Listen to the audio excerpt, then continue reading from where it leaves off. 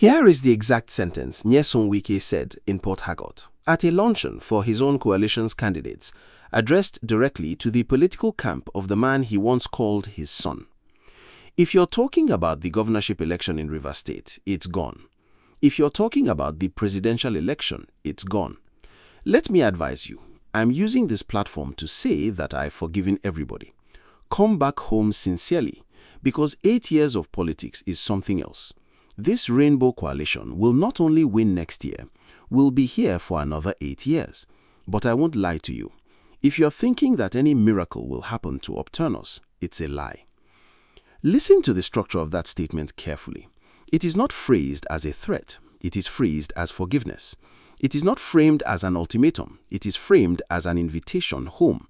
And that is precisely what makes it the most dangerous kind of political offer there is, because Governor Fubara cannot accept it without confirming everything his critics have said about him. And he cannot refuse it without accepting political irrelevance for the remaining 11 months of his term and for whatever comes after. This is not a story about who is winning the Fubara-Wike feud. The feud, in the conventional sense, is over. This is a story about what happens to a sitting governor when his only two remaining options are surrender or exile, and both options cost him something he cannot get back.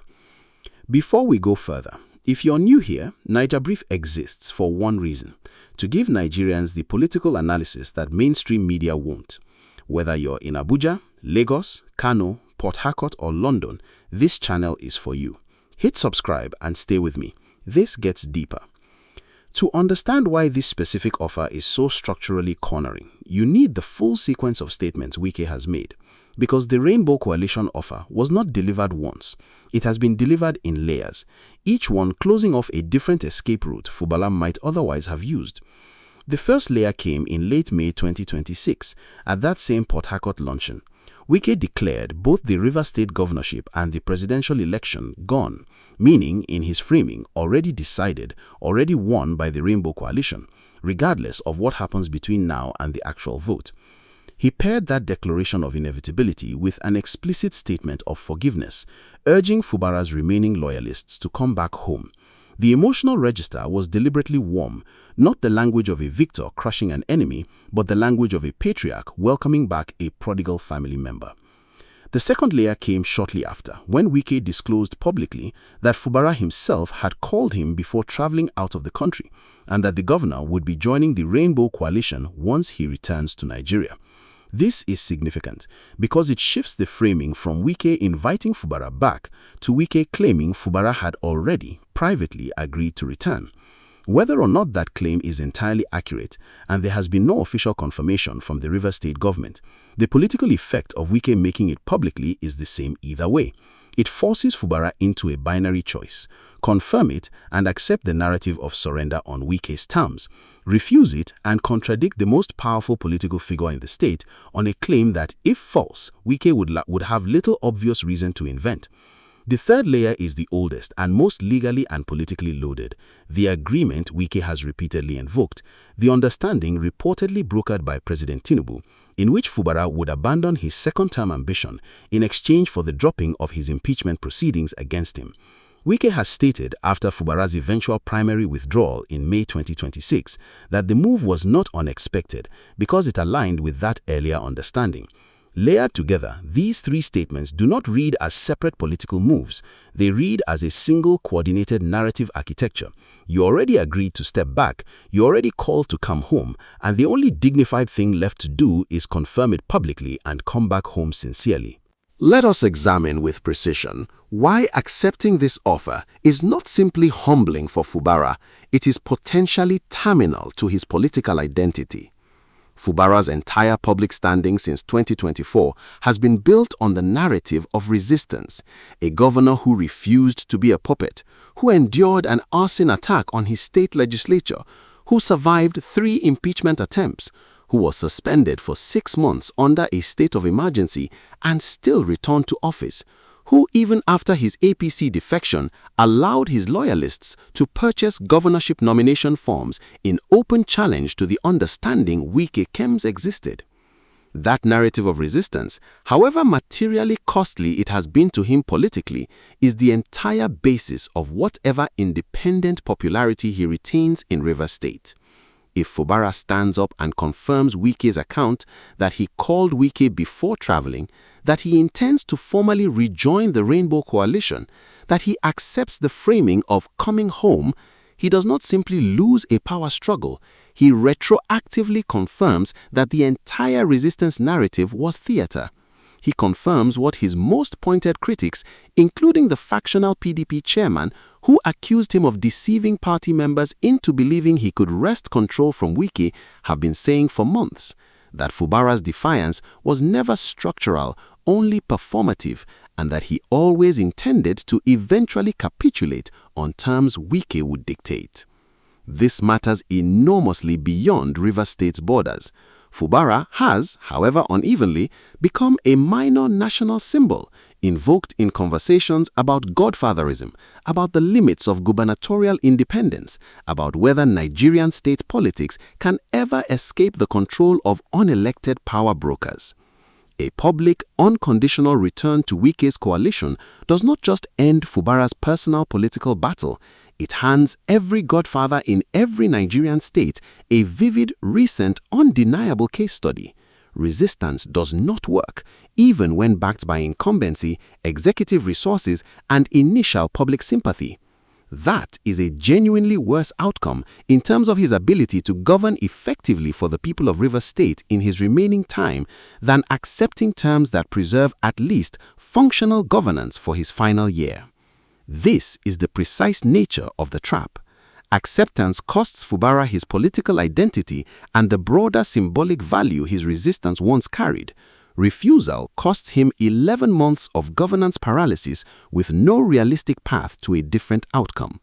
Wike's offer is engineered so that both paths lead to functionally the same place, Wike's continued dominance of Rivers State, while only one of those paths allows Fubara to finish his term with any operational capacity to actually govern. The deeper lesson here extends well beyond Fubara's personal political calculation, and it should concern anyone thinking seriously about the structural health of Nigerian state governance. What Wike has constructed is not simply a power play.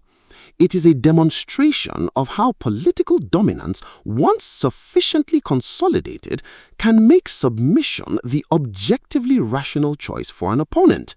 Not because the opponent lacks resources or public sympathy, but because every alternative path has been systematically foreclosed through legal maneuvering, party machinery control, federal alignment, and patient narrative construction over many months. Wike himself was explicit about the timeline involved, framing this not as a single election cycle's victory, but an 8-year project, long enough to outlast not just Fubara's remaining term, but potentially the political relevance of anyone who might have once stood with him. For Nigerian democracy more broadly, this matters because Fubara's situation is not unique to Rivers State. The structural conditions that produced it, a federal government willing to broker agreements that favor an entrenched political broker over a sitting elected official, a party machinery that can be wielded to disqualify inconvenient candidates under technical pretexts, and a legislature whose loyalty can be reliably purchased through patronage, exist to varying degrees in multiple Nigerian states. Rivers State is simply the most visible, most extensively documented case of these mechanics operating in full public view. For ordinary Rivers State citizens, the practical consequence of this dynamic is sobering regardless of which path Fubara ultimately chooses. If he accepts the Rainbow Coalition offer, governance in Rivers State for the remainder of his term, and likely well beyond, given Wike's 8-year framing, will be conducted entirely on terms set by a man who holds no elected office in the state. If he refuses, governance will likely remain paralyzed by ongoing legislative conflict for the rest of his term. Neither outcome centers what Rivers State voters actually elected him to deliver in 2023.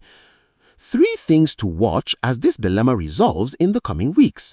First, whether Fubara, upon his return to Nigeria, makes any public statement confirming or denying Wike's account of their phone conversation. His silence so far is itself informative. A governor who had been falsely quoted making a major political commitment would typically issue a swift, clear denial.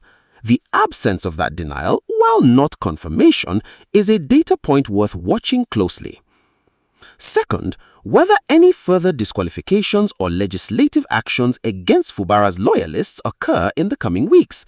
If Wike's offer is genuine and Fubara is moving towards acceptance, expect a visible softening, fewer disqualifications, eased legislative pressure, perhaps symbolic gestures of reconciliation.